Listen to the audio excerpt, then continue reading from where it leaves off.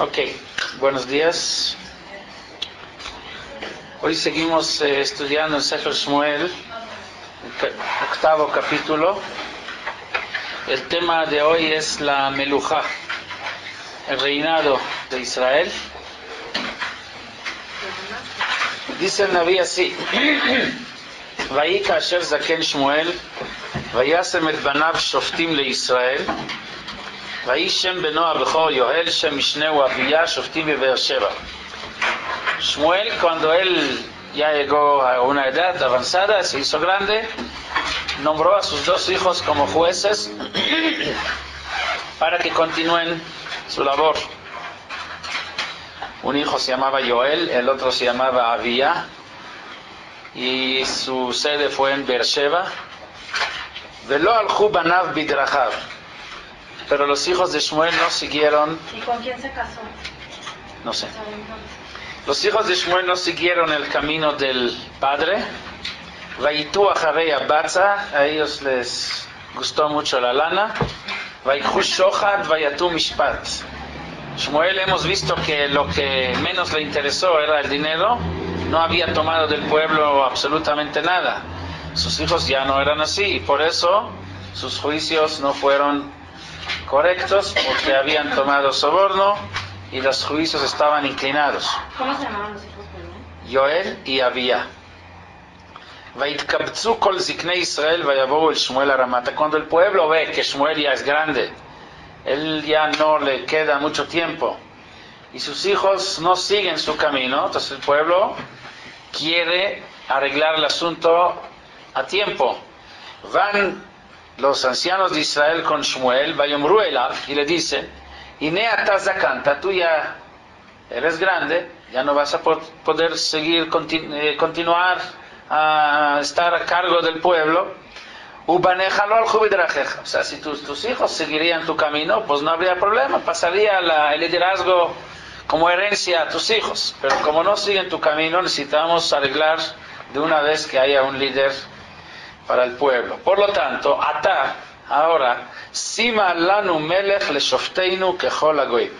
Queremos que nos pongas un rey, que él sea el que nos va a juzgar, que él es el que nos va a guiar, como cualquier pueblo, como todos los demás pueblos, kechol hagoyim. Normal. ¿Eran corruptos los hijos de él? Sí, es lo mencionado. Ya mencionado, sí.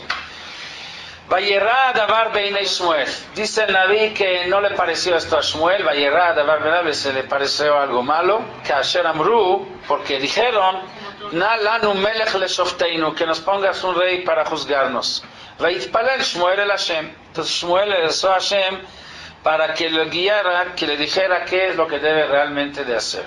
Vayomer Hashem el Shmuel. Le contesta Hashem a Shmuel: Shma bekol ha'am lechol asher yomru elech. Hazles caso, lo que te piden, hazlo. Kilot jamás. El problema del pueblo no es contigo. No es porque ya no quieren a ti, por eso quieren un rey. El problema es peor, pero tampoco es contigo. Kiotima asumim lojale. El problema, dice Dios, es que al que no quieren que siga siendo rey de ellos es a mí. A Dios no quieren, por eso quieren un rey. Entonces es problema entre el pueblo y yo. Hay problema, pero dice Dios: no es tu problema, tú haz lo que te piden. Déjame a mí arreglar ya mis asuntos. ¿Estaban los planes de Hashem que tengan ellos rey? Esto es un punto importante que vamos a mencionar inmediatamente después de terminar de leer los psukim. Otra vez la historia. Shmuel no le pareció bien, le pareció como algo malo el hecho que pidieron rey. Consultó con Hashem. Hashem le dice: tú sigue lo que te piden, porque el problema no es contigo, no es de que ya no quieren a ti, por eso quieren un rey, sino que no quieren es a mí. Quieren un rey en lugar de mí.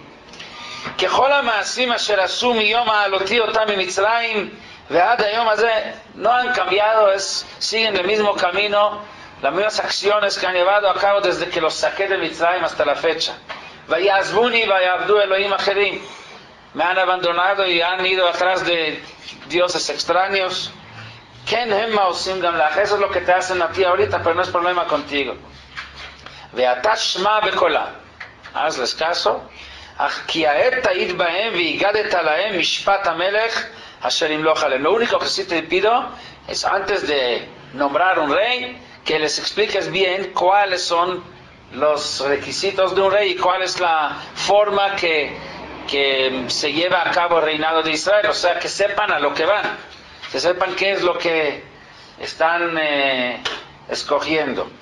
Vayomer Shmuel et kol divrei Hashem el Aham ashoalim meito melech. Shmuel pasó tal cual como Hashem, todo lo que Hashem le dijo, se lo pasó al pueblo. Hasta aquí citamos los psukim, la primera parte. Después vamos a ver una segunda parte del capítulo, pero paramos aquí para hacer una pregunta que inmediatamente aquí ya preguntaron: ¿cómo puede ser de que Shmuel lo ve como algo malo, como que va a quejar con Hashem, y Hashem también afirma que es malo, nada más que es peor todavía porque están abominando o abandonando a Hashem, por eso quieren el rey? Si el mismo Hashem ordenó en la Torah que hay que poner un rey, así dice la Torah, en el Sefer Devarim, Parashat Shoftim: Ki tavo el haaretz asher Hashem elokecha noten lach וירשת וישבת בה ואמרת שימה עלי מלך ככל הגויים אשר סביבותיי. Cuando tú llegarás a la tierra que Dios te va a dar, una vez que la vas a conquistar, vas a habitar la tierra, ואמרת שימה עלי מלך ככל הגויים אשר סביבותיי, y dirás: voy a ponerme un rey como todos los demás pueblos normales tienen. Sistema de monarquía. Monarquía, que hay un gobierno, hay un líder, hay un rey. Som tasim aleja melech. Entonces dice Dios en la Torah: si esto va a ser el deseo del pueblo, som tasim aleja melech, pon un rey. ¿Quién debe de ser el rey? Entonces aquí hay unas condiciones: Asher ibhar Hashem elokecha bo, el rey que Dios te va a mandar señales que él está también escogido por el mismo Dios, o sea, no cualquiera. Otra condición: Mikere bajeja tasim aleja melech, tiene que ser uno de ti, de tu pueblo mismo, o sea, no puede ser alguien extraño. Lo tujal latet aleja ish nochri asher lo achija, no puedes poner un hombre de otro pueblo que no es tu hermano. Ni siquiera puede ser un converso, tiene que ser uno que es nacido como judí. Muchas gracias. Cuando Jacob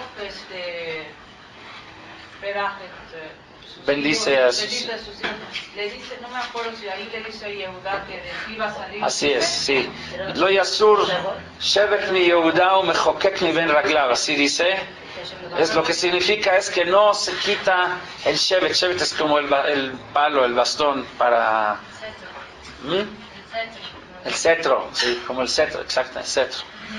Entonces sí le dice justamente ahí que reinado viene de Yehuda, sí, pero también de Yosef y de Rachel también pueden salir reyes. O sea, el reinado final es de Yehuda, pero Yosef también tiene una especie de realeza. Puede venir de los dos, de uno o de otro. No puede venir de otras tribus, eso sí seguro. Ok, entonces la pregunta es obvia, es muy clara. Si aquí la Torah dice, Beferush, Som tasim aleja melech, y aquí cuando vienen a realizar la misma mitzvah que está en la Torah, Vayera beinei Shmuel, se le hace malo a los ojos de Shmuel. La verdad es que si uno analiza bien lo que está escrito en la Torah, se va a dar cuenta que no hay aquí una mitzvah, lo que llamamos, hay dos tipos de mitzvot. Hay mitzvot chiyuviyot y hay mitzvot kiyumiyot. Explicación: mitzvah chiyuvit significa aquella mitzvah que es obligación de todas maneras, o sea, es objetivamente es una obligación, o sea, es obligatoria. Por ejemplo, decir Kriyat Shema todos los días es obligatorio. Tener fe en Hashem es obligatorio. Chiyuvit, o sea, es de obligación. Categóricamente es obligada a Chiyuv, milashon chayav. Con bet. Es una mitzvah chiyuvit, que todo el mundo está obligado sin excepción. No depende, no está sujeta a la obligación a una circunstancia o situación. Pero hay mitzvot que se llaman mitzvot kiyumiyot. Kiyum, que se cumplen, pero no son obligaciones. O sea, si se presta la situación, lo tienes que hacer. Por ejemplo, la Torah también habla de la mitzvah del get. Es una mitzvah de oraita, pero no hay una obligación de dar un get a su esposa, a cada uno, sino que si quieres separar, la forma de hacerlo es por medio de un get. Hay una mitzvah biyomot iten scharo. Tienes que pagar a tu empleado en el día que le corresponde. No puedes pasar una noche sin pagarle, si es que ya llegó la fecha del pago. Entonces no hay una obligación a cada uno ir a contratar un empleado para cumplir esta mitzvah. Si es que tienes un empleado, entonces cuando llega el día que hay que pagarle, tienes que pagar. O sea, son mitzvot que no es obligación absoluta, definitiva, sino es que si si te presto la situación de tal situación, tienes que hacer esta mitzvah, ¿ok? Si vemos la expresión de la Torah acerca de la mitzvah de poner un rey, nos vamos a dar cuenta que es una mitzvah kiyumit y no mitzvah hiyuvit, porque la Torah no dice ve'haya ki tavo el haaretz v'irishta v'yashavta ba shom tasim alecha melech. Si hubiera dicho, sería una obligación. O sea, una vez que llegas a la tierra y la habitas, la conquistaste, ponte encima de ti un rey. Si así hubiera dicho la Torah, sería mitzvah hiyuvit, pero no. Vamos a leer otra vez. כי תבוא אל הארץ אשר השם אלוקיך נותן לך וירשת וישבת בה ואמרת שימה עלי מלך ככל הגויים אשר סביבותיי. Y tú vas a tener un deseo de tener un rey como los demás goyim, entonces tienes que poner un rey. Y aquí es donde vienen las cláusulas, las especificaciones, quién debe de hacer rey. O sea, si ya lo quieres hacer, pues ya tienes que hacerlo de tal forma como yo te estoy ordenando, pero no hay una obligación de poner un rey. Si tú lo vas a desear y lo vas a querer poner, entonces ahí te doy las órdenes cómo hacerlo, quién debe de ser, cuáles son las características del rey. ¿Para qué le digo así? Es como decirle a un niño, si vienes a la calle y ves el dulce, ya me dio... porque él le abrió la puerta al pueblo de Israel. Bueno, para que Hashem conoce la necesidad del ser humano, la naturaleza del ser humano. El ser humano necesita un rey y no tiene nada de malo. No tiene nada de malo. Vamos a analizar bien lo que hay aquí, lo que está aquí escrito, vamos a darnos cuenta que no tiene nada de malo. Pero canceló a Hashem. No tiene nada de malo. Esto, un momento, vamos a ver. Por eso hay condiciones. Si se cumple con todas las condiciones, no hay ningún problema. El problema es cuando el pueblo quiere hacer un rey y lo quiere hacer a su manera y no a la manera como Dios había ordenado. Dios dijo, de entrada no te obligo ni poner rey, pero si tú deseas poner un rey, ya que lo quieres hacer, hazlo de tal forma. Si el pueblo así lo seguiría, las instrucciones y todos estos requisitos que Hashem pone, no habría ningún problema. El problema empieza cuando quieran poner un rey, pero lo quieren hacer a su manera. ¿Ok?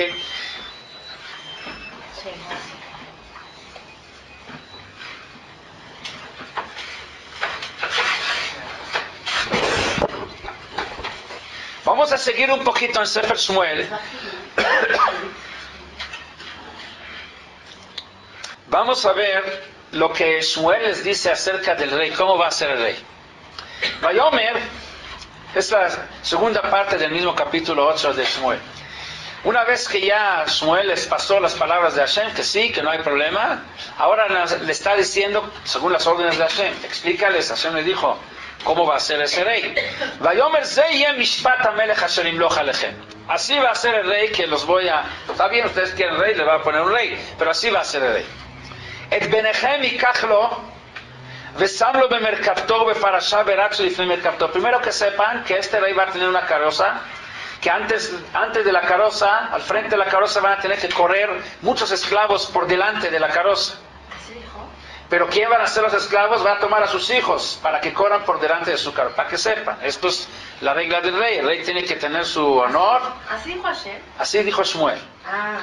זה יהיה משפט המלך אשר ימלוך עליכם, את בניכם ייקח ושם לו במרכבתו ובפרשה ורצו לפני מרכבתו. Los hijos del rey van a salir. No, los hijos de ustedes el pueblo, quieren un rey, con mucho gusto, pero el rey va a tener que tomar a jóvenes que sean sus hijos. ¿De dónde va a tomar? Va a tomar a sus hijos para que corran por delante de su carroza. Aparte, aparte el rey tiene que vivir como rey. ¿De dónde lo va a tomar el dinero? Ustedes le van a tener que dar muchos impuestos. Él va a tener que nombrar ministros sobre cada 1,000 personas, y luego ministros sobre cada 50, o sea, llegar hasta los pueblos chiquitos y cobrar impuestos altos de la cosecha, de todo el producto que ustedes van produciendo. ¿Para qué? Para tener su palacio, para poder vivir como rey. Además, él tiene que tener un ejército, tiene que tener carros de guerra. De todo esto requiere de mucho recurso, y esto va a venir de ustedes.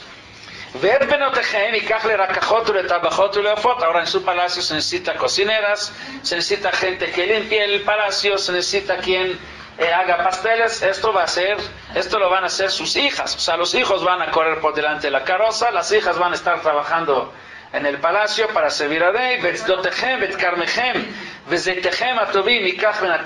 Ahora todos sus esclavos tienen que comer también. ¿De dónde va a tomar la comida? Sí, va a ser de aquí, o sea, no, sí, claro. ¿Por qué vamos a meter Goim a Eretz Israel?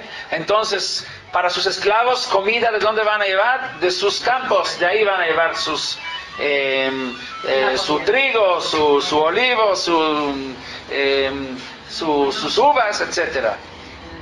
וזרעכם וכלמכם יעשור ונתן לסריסיו ועבדיו ואת עבדיכם ואת שפחותיכם ואת בחוריכם הטובים את חמוריכם ייקח ועשה למלאכתו. Ahora los esclavos, las esclavas, sus burros, todos sus bienes los va a tener que utilizar para sus necesidades, porque un rey no tiene límites. Él va a decidir lo que necesita y ustedes van a tener que responder.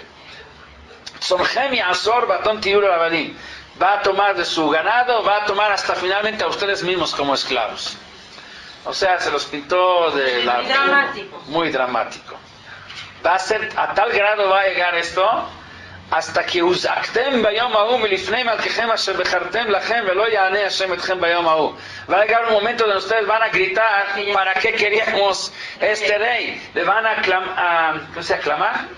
aclamar, a llorar, a gritar, pero ya va a ser tarde. Dios no los va a ayudar, ya no les va a hacer caso Dios, porque ya ustedes escogieron, y a lo que ustedes escogieron así van a tener que abstener a las consecuencias. Entonces era un mensaje bastante claro para que la decisión sea la correcta y que se retracten de la petición esta, pero el pueblo no quiso escuchar. Vayomru lo. Dijeron, no nos interesa lo que dice, queremos el rey. Alguien quiere, con mucho gusto. ¿Pero a quién querían copiarle, perdón? ¿A quién querían copiarle?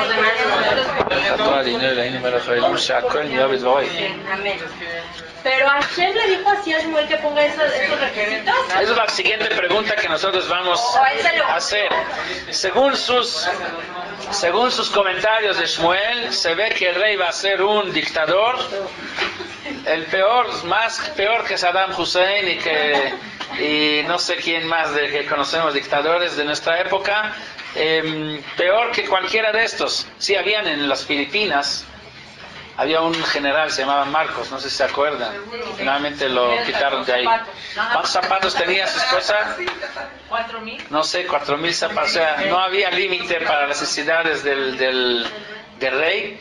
Y esto viene obviamente a la cuenta siempre del pueblo. ¿De dónde va a tener? Sí. Entonces, lo interesante que ocurre aquí es que cuando nos fijamos en Sefer Shoftim, ahora vamos a regresar otra vez no Sefer Shoftim, en el Parashat Shoftim, en Sefer Devarim, donde vimos anteriormente la mitzvah de Som Tasim Alecha Melech. Ahora vamos a leer también allá la siguiente parte de la mitzvah de Som Tasim Alecha Melech. Además leímos la primera parte. Ahora sigue la Torah y dando instrucciones cómo va a ser el rey. Dice la Torah, Rak lo yarbelo susim. Cuando la Torah dice cómo va a ser el rey, cuáles son las características del rey, debe de ser una persona que lo último que le interesa es tener muchos caballos. Y prohibido para el rey Haz Shalom regresar a Mitzrayim por caballos. Por lo que pasa es que en Mitzrayim había muchos caballos, entonces que no se le ocurra regresar a Mitzrayim para traer caballos. Vashem amar lachem lo tosifun lashuv baderech hazeot.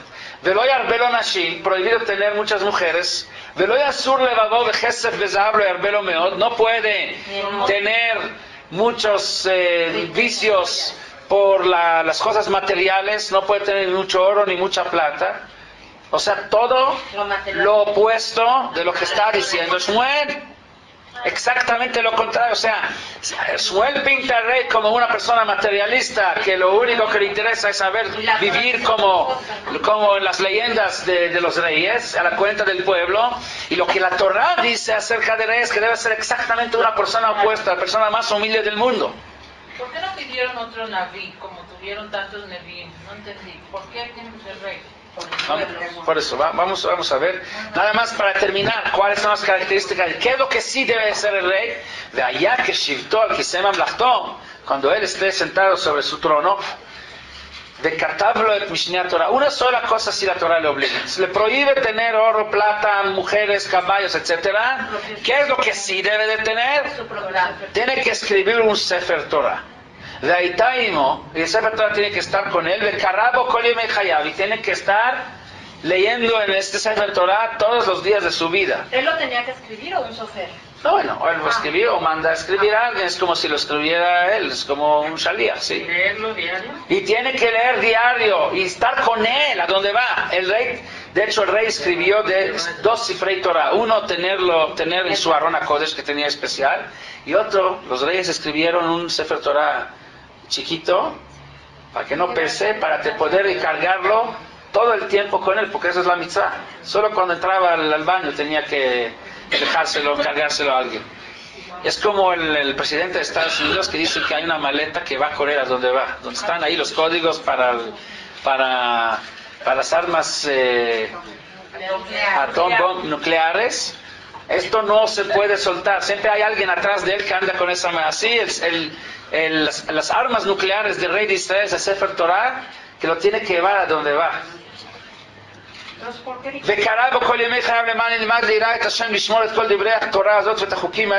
Y la última, tiene que leer en la Torah. ¿Para qué? ¿Cuál es el propósito? Primero, para que cumpla los mitzvot, pero el propósito final es levilti rum levavo meja. El propósito y lo que más prohibido para el rey es que ser presumido y sentirse superior a sus hermanos. O sea, exactamente lo opuesto de lo que dice Shmuel al pueblo. Lo que más le queda prohibido a un rey es sentirse que él es más que cualquiera. Levilti rum levavo meja. Levilti sur min hamitzvah yaminu shmol leman yarich yamim al mamachto hu banav bekerev Israel. O sea, no solo que el rey no puede sentirse más que cualquiera, de hecho tiene más prohibiciones que cualquiera.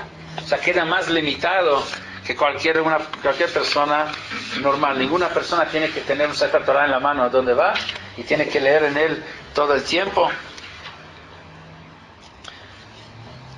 Entonces, lo que Shmuel dice es exactamente lo opuesto, lo contrario de lo que la Torah dice. Pues, ¿cómo puede ser? ¿Cuál es la lógica que hay aquí? Si analizamos bien, nos vamos a dar cuenta que la diferencia entre el rey que la Torah habla, el rey que la Torah habla sobre él, y el rey que el pueblo le pidió a Shmuel, hay una gran diferencia que se concentra en una sola palabra. La palabra es Leshofteinu. El pueblo, cuando le pidió rey a Shmuel, dijeron: Na lanu melech leshofteinu, denos un rey para juzgarnos. Y en la Torah ni siquiera se menciona rey como juez. La Torah dice Som tasim aleja melech, no dice Som tasim aleja melech leshofteja, para juzgarte. En la Torah, las leyes de la Torah son de que el juez de Israel, en la Suprema Corte, la instancia más alta es Sanedrín, no es el rey. Hay un Sanedrín, la gran asamblea, o no sé cómo se le llama en español, de 71 sabios. Esto es la autoridad máxima en cuanto a la justicia. Y lo que le molestó a Shmuel, en lo que pidió el pueblo al rey, no era el hecho que pidieron rey. lo que se le hizo malo ante sus ojos era cuando pidieron rey leshofteinu, para juzgarnos.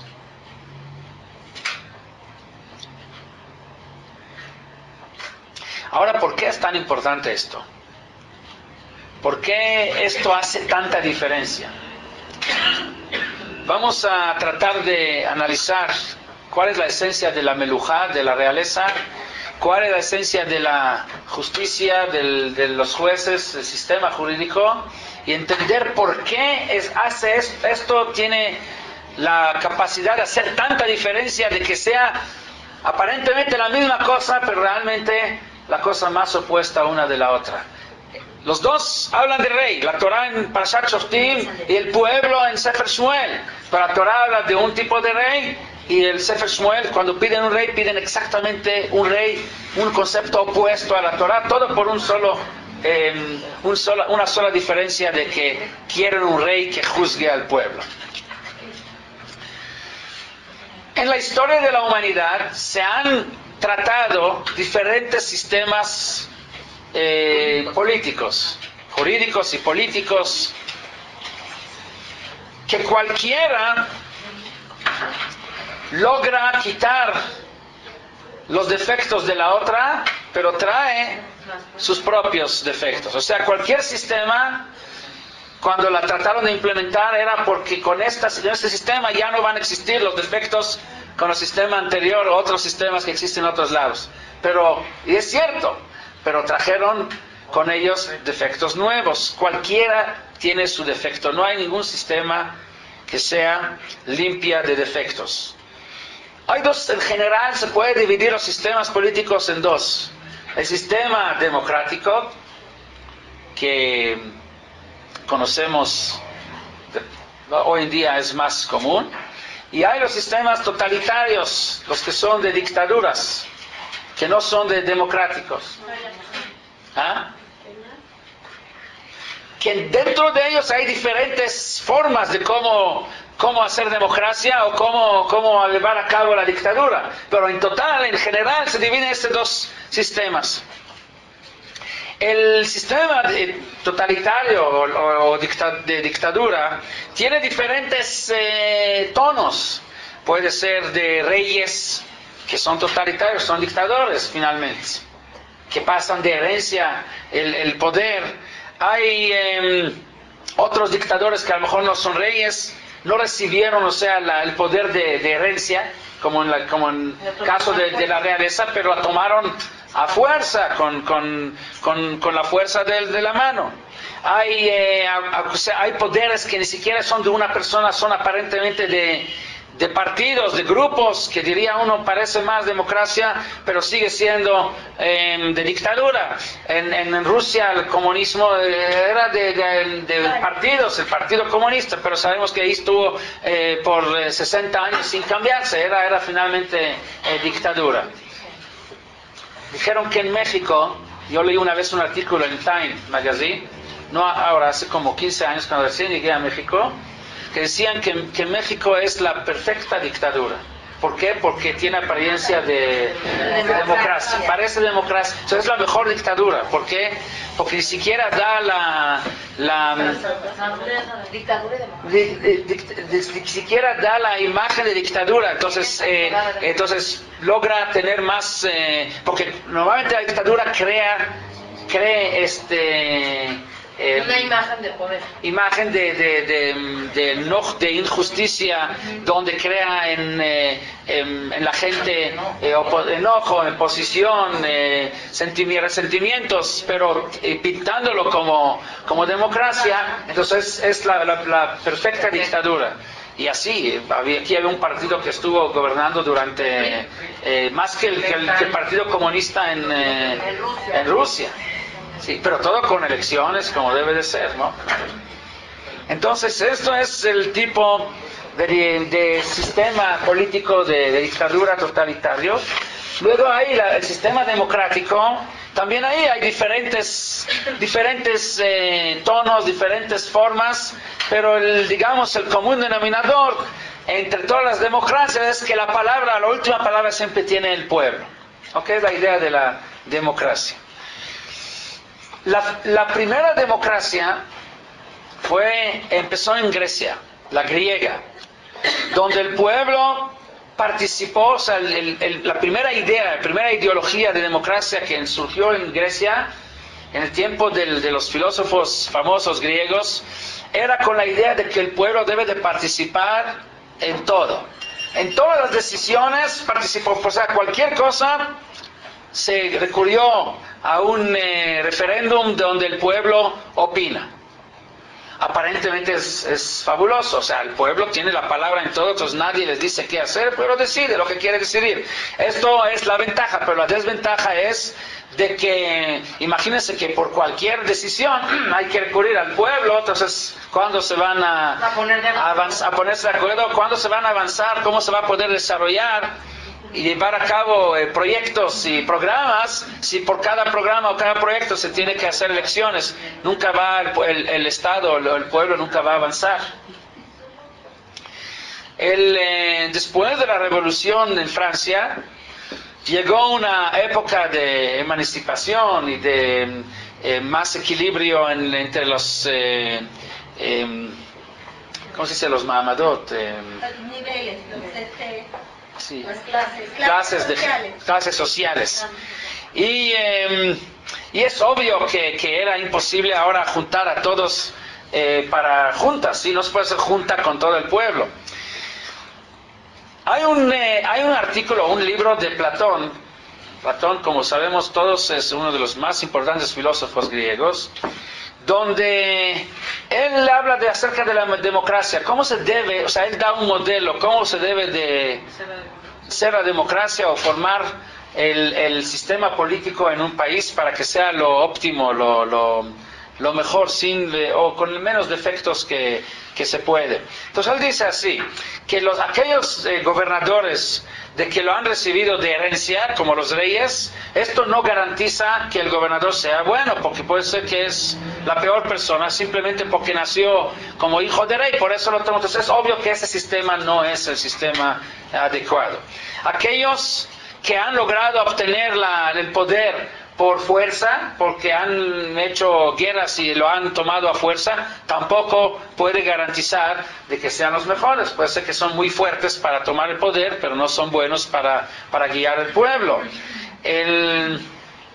Pero la democracia, a pesar de que tal vez es el menos mal entre los sistemas, tampoco es un sistema perfecta, tiene muchos defectos, y a Platón explica la razón por qué es defectuosa, porque como todo se decide por la mayoría, pues imagínense que la mayoría decide que la minoría ya no hay que tomarla en cuenta. Entonces entonces la misma mayoría puede cambiar no hay límite para las decisiones que pueden tomar y pueden afectar el equilibrio en la vivencia, en la sobrevivencia de un país. ¿Cuál sería la forma correcta de manejar el sistema político? Dice Platón, la meta debería de ser que siempre lleguen al poder la gente más apta o más preparada para guiar al pueblo, los que son inteligentes, sabios. Esto sería lo mejor. Hay que buscar un sistema, Como Hitler. No. Quiere decir, Hitler es la fuerza, sí. No sirve tampoco ese sistema. Bueno, es lo que él propone, que el sistema debería estar basado en la idea, en la meta, de que al poder llega la gente más preparada. Ahora, ¿cómo se puede lograr esto? Con democracia simple no, porque ahí es más que nada también juego de poder, hay gente, en Estados Unidos sabemos que quien llega a la presidencia es quien tiene más dinero. Sí, pero con dinero se hace esto, o sea, depende cuánto invierte. El que no tiene dinero no puede jamás llegar a ser presidente de Estados Unidos. Ahora en las elecciones invirtió cada uno, no me acuerdo si son 150 millones de dólares cada uno más o menos de su campaña. Creo que esto se pone los números. Entonces, si no tienes cientos de millones de dólares no puedes llegar. Pero son donativos. No importa, pero el dinero lo tienes que tener. ¿Cómo lo consigues? No importa. Pero sin dinero no lo puedes llegar a hacer.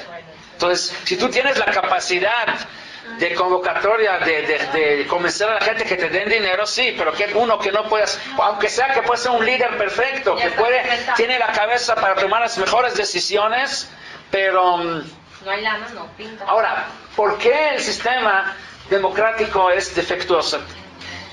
¿Por qué traer siempre la decisión al pueblo es un defecto muy grande? No solo que es defectuoso, es un defecto muy grande. ¿Por qué?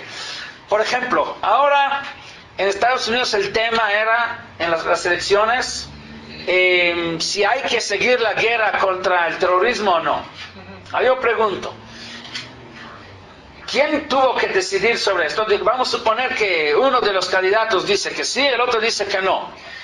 Entonces se le pide al pueblo que vota y que opine. ¿Qué puede saber aquel que no sabe nada de lo que pasa en el mundo para tomar decisión de esta índole? Y finalmente la decisión la tiene aquellos que no saben nada. Es como si yo voy a tomar una decisión en tema de medicina, por ejemplo, hay que darle a fulano tal tratamiento o otro tratamiento. Pues ¿quién soy yo para opinar? Para poder opinar se necesita que sea uno experto en el tema. Pero sus impuestos y su dinero va a ir a esa guerra o no. Está bien, pero ese es uno de los aspectos del tema. El tema va mucho más allá de mi dinero. Hay que ver cuál es el camino que realmente es bueno para Estados Unidos o para el mundo entero, porque no es nada más. Entonces, son temas muy complejos, muy complicados para que participe ahí en la decisión cualquier ignorante que ni siquiera sabe leer, que ni siquiera sabe lo que está pasando en el mundo. El que no sabe leer también manda a su hijo a la guerra. Por eso, entonces no digo que no tiene nada que ver, pero tampoco podemos considerar esto como el sistema perfecto para esto. Igual como cuando se trata de medicina o de arquitectura o de cualquier tema, siempre hay que consultar con quien entiende en el tema y su opinión es realmente la válida. No tiene ningún valor, aunque haya votación, de qué manera hay que construir tal edificio, y hay 1000 que digan de esa forma, y hay uno que es arquitecto que diga en la otra forma, pero los 1000 no hay ninguno de esos arquitectos. ¿A quién hay que hacerle caso? Claro que hay que hacerle caso al arquitecto, aunque aquí hay 1000 en contra, porque no siempre la mayoría tiene razón. Hay que entender en el tema. Y aquí le pedimos a un pueblo tomar decisiones en temas de economía, en temas de política mundial, en temas de guerras, que no sabe nada.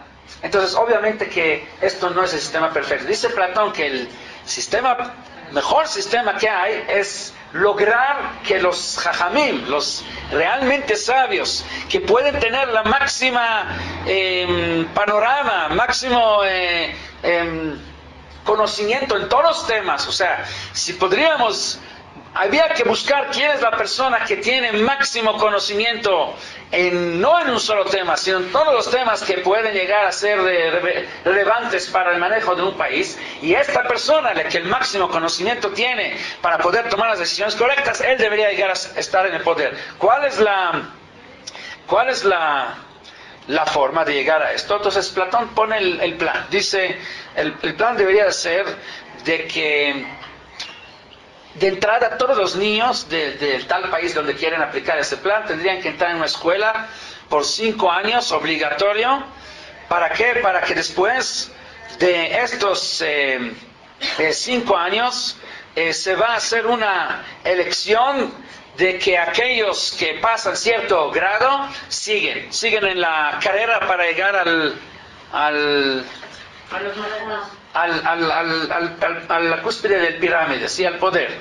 Pasan los que superan tal nivel, llegan a la segunda etapa, de ahí van otros 5 años para seguir preparándolos, se analiza quiénes son realmente que pasaron las pruebas suficientes para salir a la siguiente etapa. Obviamente los que no, igual ya han mejorado mucho y se le va a asignar puestos como un pirámide en la base y luego más arriba y más arriba. Finalmente, después de varias etapas que digamos tiene que llegar hasta la edad de 40 años, ahí el que pasó todas estas barreras y llegó a cortar el listón al final de esta carrera, es el que tiene que estar en el poder. Bueno, vamos a suponer un país que queremos empezar de cero para llegar a la solución perfecta. ¿Qué pasa con lo que se llama misericordia? misericordia, tener un poco de sentimiento. Todo, por eso en esas escuelas, ¿Inteligencia? no, se va a incluir todo lo que se requiere, todos los requerimientos hay que preparar en todos Eso no aspectos. se prepara, la persona que tiene un buen corazón no se prepara. Bueno, entonces hay que tomar en cuenta qué es lo que se necesita, qué es más importante. Entonces hay que ver, analizar quién tiene esto de naturaleza, más el conocimiento, más todo lo que hay que hacer una lista de todos los requerimientos y durante estos 40 años de preparación ir sirviendo hasta quedar con el último que cumple con todos los requisitos. 40 años, sí. Bueno, él pone como 40 años como modelo.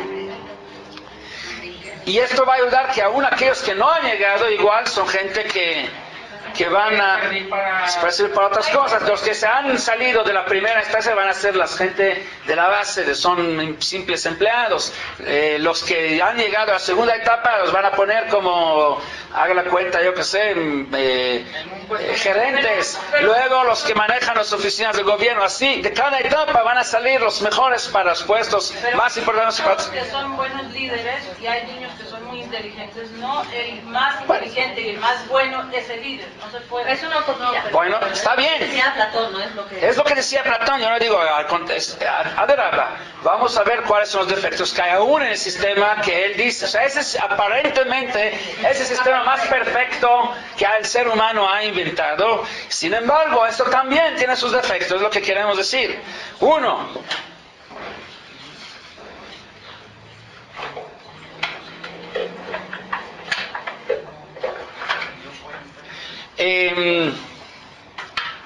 si la persona es... la idea de Platón es de crear esta gente. Uno de los requisitos es que debe ser una persona que no tiene ningún interés personal, que debe ser aparte de su conocimiento, aparte de su carácter, etcétera, etcétera, etcétera. Uno de los requisitos es que debe de salir una persona sin ningún interés personal. Esto hay que ponerlo. Entonces la pregunta es, si es una persona tan inteligente, ¿por qué va a querer ser un líder que no tiene ningún interés personal? O sea, que no va a tener ningún beneficio de esto. A lo mejor va a querer salir antes para estar en la categoría de aquellos que van a manejar los negocios, que van a ser los comerciantes, porque es parte de lo que él propone en el pirámide. ¿Y por qué? Otro es porque el pueblo debe de aceptar estas categorías, o sea, igual como está diciendo, se puede discutir cuáles son las características necesarias, quién es el que va a decidir cuáles son las características necesarias para poder llegar al final de la carrera. Bueno, en fin, la idea, lo que quiero demostrar con esto es de que a lo largo de toda la historia de la humanidad había gente que soñó y trató de inventar o buscar la forma ideal, el sistema ideal para que la sociedad, el mundo sea un mundo bueno. Entonces había comunismo, había socialismo, capitalismo, Platón, etcétera, y todos los planes finalmente se han roto frente a la realidad, no han logrado a perdurar y a seguir y triunfar. Finalmente todos triunfaron a lo mejor para una época, un tiempo.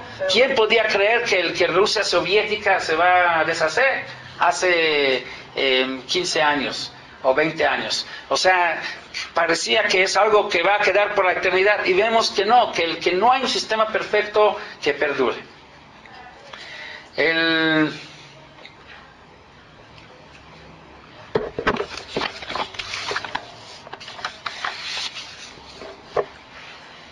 Sí, como dijimos antes, el sistema que aparentemente es la exitosa es la democracia, es lo que ahorita casi todo el mundo Quiere ser demócrata.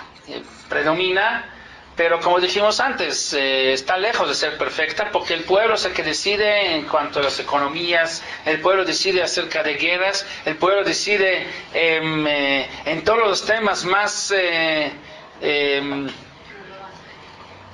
fuertes, más complicados, que hay que ser expertos en ellos, y se le deja opinar a cualquiera, aunque no entiende nada de eso. Y en muchos casos, en Estados Unidos, si tomamos como ejemplo de la gran democracia, lo que tiene que ver mucho es la apariencia del mismo candidato, si es guapo o no es guapo, tiene mucho que ver, carisma, dice si pasa bien en la televisión o no pasa bien, esos son los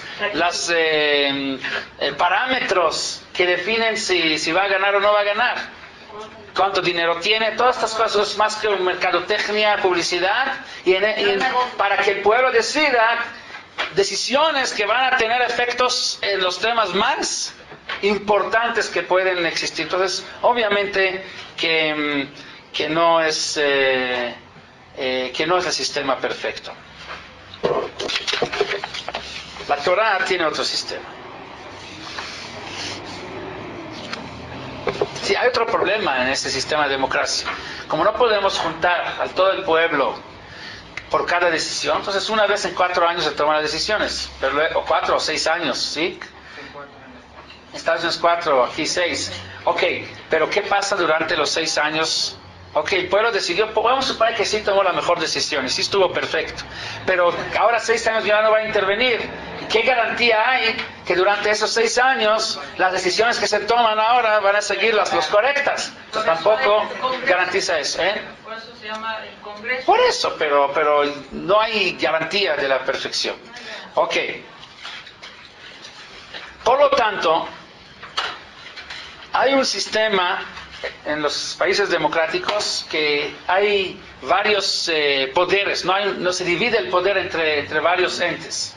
Está el gobierno por un lado, está el sistema jurídico por otro lado, está el Congreso por tercer lado, para que haya un balance, para que haya un equilibrio, uno esté revisando al otro, ¿sí? Pero no hay ni tampoco hay garantía, eso tampoco garantiza, porque decimos que el Parlamento da la fuerza, da el poder jurídico al sistema jurídico, a los jueces, al sistema jurídico.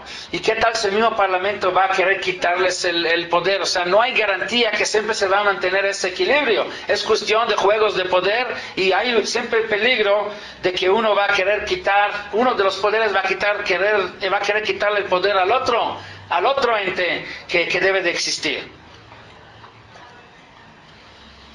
La diferencia entre democracia y dictadura es que la dictadura ya se revisó a lo largo de la historia y ya se mostró el resultado destructivo que hay en ella.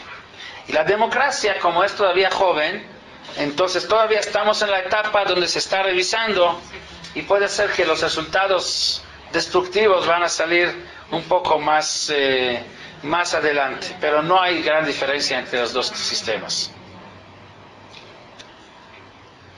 ¿Qué pasa en Am Israel? Am Israel, antes de que tiene un rey, o sea, cuando no tuvo rey, en Sefer Shoftim, lo estudiamos, dice el Naví, Bayamim Haem, Ein Melech Israel, Kol Ish Hayashar Beinav Yaseh. En aquella época no había rey y por lo tanto cada yehudí hacía lo que le pareció recto ante sus ojos. No dice, no quería, hacía lo recto, pero el problema era nada más que era lo recto, lo que a él le parece lo recto. Y el problema es que lo que le parece a uno recto, le parece al otro lo más chueco.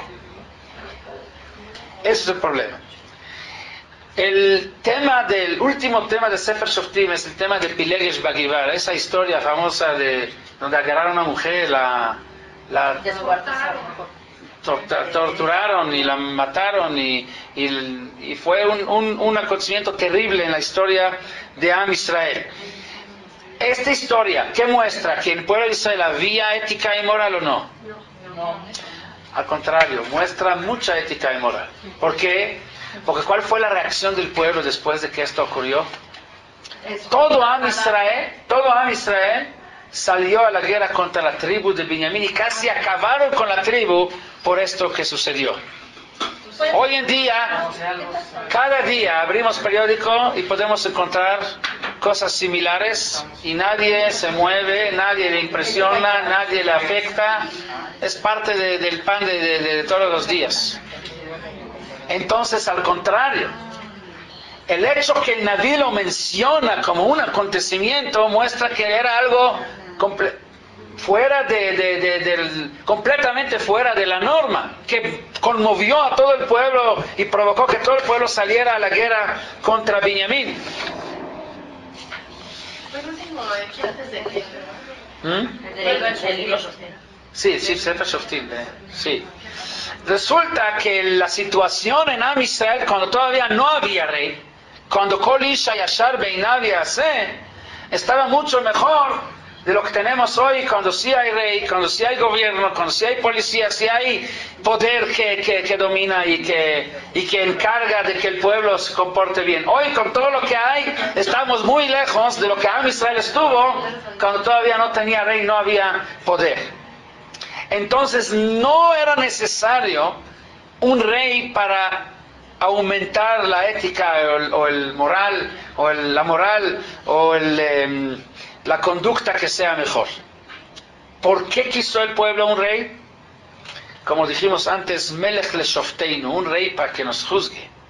O sea que la fuente, el origen de la justicia sea humana, que el rey sea el que, la última instancia de que de ahí depende toda la justicia. Y entonces Shmuel simplemente lo que hizo era describirles al pueblo y mostrarles cómo se ve cuando la justicia está en las manos del ser humano. Hitler, Stalin, todos los peores seres humanos que han hecho las peores cosas son productos de la justicia, pero justicia basada en el criterio del ser humano. Y eso es lo que dice Akadosh Baruj Hu a Shmuel. No te preocupes, el problema no es contigo. Otima asumim lo jalem. Lo que quieren ellos es liberarse de la justicia que viene del cielo. Quieren justicia que su origen, o sea, que la semilla, el nacimiento de ella sea ¿desde dónde? Del ser humano, no más. Porque una vez que es del ser humano, ya son dueños, ya pueden jugar con ella como ellos quieren. Pero si es de Dios, ya no pueden tocar. ¿Quién es el rey que la Torá describe que Am Israel debe de tener? ¿Cuál es su misión y para qué lo necesitamos? La justicia está en manos de Sanedrín. Para la guerra hay ministros del ejército que se encargan de las guerras. Entonces, ¿para qué es el rey? Sanedrín ni siquiera dependen del rey. Sanedrín son completamente independientes y reciben su poder no de él. ¿Para qué se necesita un rey? ¿Solo para que lea la Torah todo el tiempo? ¿Eso es la necesidad del rey? Viene Rav Hutner y dice lo siguiente. Voy a leerlo un poco del libro de Paja de Yitzhak de Rav Hutner. Rav Hutner, muy famoso. O sea, el Sanedrín no dependía del rey. Rav Yitzhak Hutner era Rosh Yeshiva en Estados Unidos. El Sanedrín no iba a depender del rey. No dependía del rey. Tenía su propio poder. Porque a lo mejor es para que los pueblos tenían un poco de Jerez. no, y tenían ¿cómo se dice? Respeto a Am Israel, porque si no Am Israel es un pueblo, están en una tierra No participa en la vida normal de todos los demás pueblos. Bueno, que tengan respeto con las naciones, con un rey, puede ser, vamos a ver. castillo, Entiendo. O sea, como símbolo del... Bueno, vamos a ver lo que dice Rav Hutner. A lo mejor es un poco diferente. Porque si fuera para eso, ¿por qué la Torah dice que tiene que andar con una Torah todo el tiempo? Esto no necesita Torah, parece un palacio, una carroza. Realmente al contrario, los símbolos de realeza. Dice Rav Hutner así: Gam bichlaliut hanagat ha'umah bishleimuta sholetet otah chalukah bin hanagat ha'mitzvah l'hanagat ha'reshut. Dice, en la conducción de un pueblo existen dos conductas o dos departamentos: el departamento de mitzvah y el departamento de reshut, de opción. רק שכאן יוצרים שתי הנהגות הללו שני סוגים של שלטון. Estos dos conductas diferentes de mitzvah y de reshut crean dos tipos de gobiernos. Y cada uno de estos se manifiesta con un poder diferente. Todo la anagá, todo el sistema de mitzvot está dentro del poder del Sanedrín. La fuerza del Sanedrín es en la enseñanza de la Torah, lo permitido, lo prohibido, lo obligado y lo exento, lo puro y lo impuro. Esto es un departamento. Pero en todos los temas de que se llaman reshut, lo que no corresponden a lo permitido o prohibido, a lo impuro o puro, o sea, lo que es obligación o que es permitido, sino en tema de todo lo que es lo cotidiano, lo que es reshut, lo que llamamos divrei reshut, todo esto está en manos del rey de Israel. Reshut no significa, o sea, nada más las cosas cotidianas, economía, y calles, y banquetas, y escuelas, etcétera. Claro, eso está en manos del rey. Pero Reshut significa todos aquellos mitzvot, todas aquellas acciones que debemos de hacer para incrementar el Kvod Hashem Ba'olam, el hacer que haya más Kiddush Hashem, el que más elevado espiritualmente seamos. Todo esto, más allá de los mitzvot que son de obligación, de permitido y prohibido, que la Torah, por ejemplo, dice Kdoshim Tiyu, es más allá, 613 mitzvot, ok, esto es el mínimo, pero ahora que terminaron cumplir los 613 mitzvot, ahora tienen obligación de que en todo lo que hacen, aunque sea que son cosas ya que no son mitzvah, estamos vistiéndonos o estamos trabajando, estamos haciendo lo que hacemos, también en estas cosas que son divrei reshut, también de alguna manera sean medios para elevarnos espiritualmente, lo hagamos con Kedushá. Esto ya va más allá, donde termina la obligación de los mitzvot, ahí empieza la mitzvah de Kedoshim Tiyu, de elevarnos aún con las cosas que no son de mitzvah. Eso es el departamento del rey. Ahora por eso necesitaba la Torah. Claro. ¿Cuál es el propósito, la meta de la existencia del ser humano aquí en este mundo? El Ramjal dice que el ser humano fue creado para poder llegar a deleitarse de la luz divina, de estar cerca de Dios. El pueblo de Israel, su meta es traer esta meta al mundo. O sea, Am Israel tiene que ser el que promueve en el mundo esta filosofía o esta idea que esa es la finalidad de la existencia del ser humano. Para eso fue creado, para poder acercarse a Hashem y sentir ese placer de estar cerca de Dios. La cúspide, el máximo que llegó a Israel en este aspecto es cuando dijo Naaseh Benishma. En ese momento estuvo unido con Dios, se casó con Hashem. ¿Qué significa el concepto de Naaseh Benishma? Naaseh Benishma no es de que primero vamos a hacer, después vamos a escuchar qué es lo que quieres, porque eso es imposible. No hay forma de que primero yo voy a hacer lo que tú quieres sin que escuche primero lo que quieres. Entonces, siempre el orden cronológico es escuchar y hacer. Pero el orden de Naaseh Benishma no es cronológico, sino lógico. Normalmente, primero escucho y eso es una causa para que el efecto sea hacer lo que me pediste. Eso es, la causa es el escuchar y el efecto es hacer.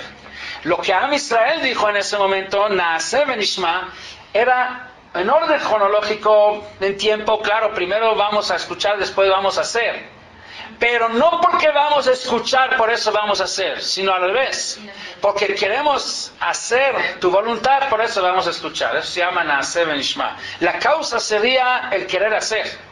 Y el efecto por eso sería, ahora entonces vamos a escuchar, qué es lo que necesitas, porque lo que más quiero es hacer tu voluntad.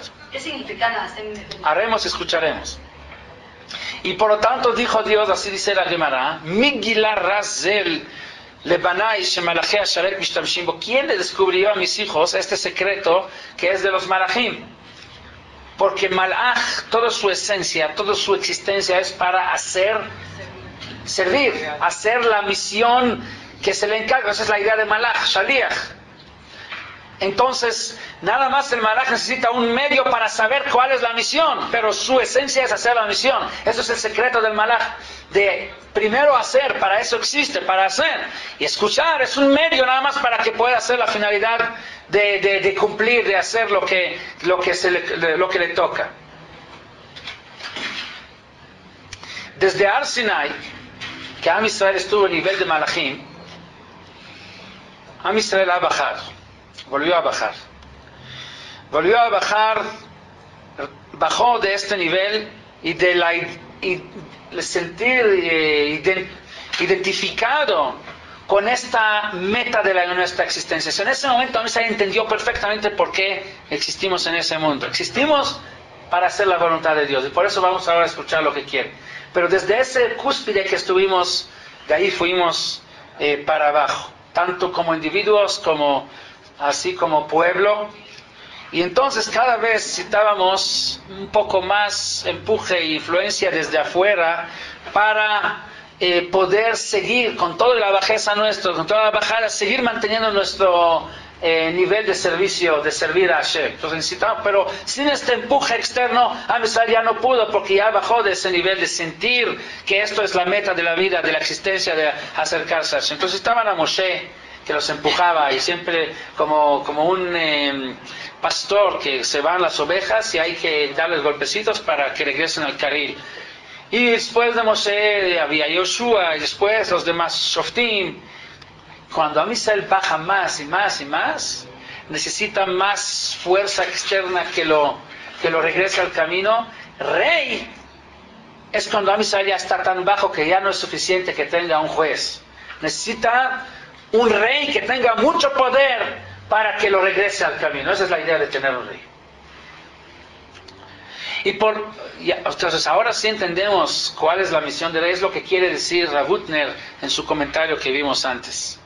El rey, su misión es encaminar al pueblo para recuperar su elevación espiritual, recuperar esta meta de que existimos para acercarse a Hashem, que eso sea la dirección hacia donde va el pueblo. Esa es la misión del rey, regresar a encaminar al pueblo hacia esa dirección para arriba y no permitir que siga cayendo hacia abajo. Y por lo tanto dice la Torah que los requisitos del rey, ¿qué son? No tiene que ser ni gran político, ni gran economista, ni gran soldado, general de guerras. Lo que sí tiene que ser es uno que no se siente superior a sus hermanos, uno que es parte de sus hermanos, que es parte del mismo pueblo, uno que lleva una Torah en sus manos todos los días de su vida, porque su misión es regresar el pueblo hacia el camino que lo lleva hacia la dirección de Har Sinai, de Naaseh Benishma. Por lo tanto dice la Torah, Ki amarta asima alay melech, si tú vas a sentir la necesidad de ponerte un rey porque has bajado espiritualmente y sientes que sin un rey no puedes regresar a este camino, entonces som tasim aleja melech, entonces sí es una mitzvah de ponerte un rey. Shmuel sabía que él fue elegido por Hashem para hacer esta misión. Para eso existe Shmuel. Shmuel lo que hacía todo el tiempo era encaminar al pueblo, regresarle al camino correcto. Y por lo tanto, cuando de repente el pueblo viene y dice, queremos un rey, esto significa entonces que el propósito es diferente, porque si lo que quieren es un rey para regresarlos al camino hacia Har Sinai, hacia estos niveles, no necesitan un rey, hasta Shmuel. Quiere decir que quieren otra cosa. Y lo afirmaron cuando dijeron Melech leShofteinu. Dijeron claramente que para qué quieren rey. No quieren un rey para acercarse a Dios, sino al contrario, quieren un rey para alejarse de Dios. Porque el tema de la justicia ni siquiera debe estar en manos del rey. La justicia está en manos de Sanedrín. Y Sanedrín representan la justicia de Dios. Pero ellos quieren que la justicia esté en manos de Dios. O sea, que la justicia sea humana, no justicia de Hashem, no leyes de Hashem. Le dolió a Shmuel que el pueblo llegó a esta situación donde ya necesitan un rey, donde ya no alcanza él para encaminarlos. Pero a Kadosh Baruj Hu le dijo que se está equivocando y que sí tiene que poner el rey. ¿Por qué? Porque realmente la situación es todavía más peor de lo que él cree. Porque ellos abandonaron, como dijimos, a Hashem, no nada más a él. Quieren un rey que los juzgue como los demás pueblos. Así dicen el Shofteinu Kechol Hagoyim, como los demás pueblos que no tienen leyes de Hashem, tienen leyes humanas donde ellos pueden intervenir y cambiarlos cuantas veces quieren.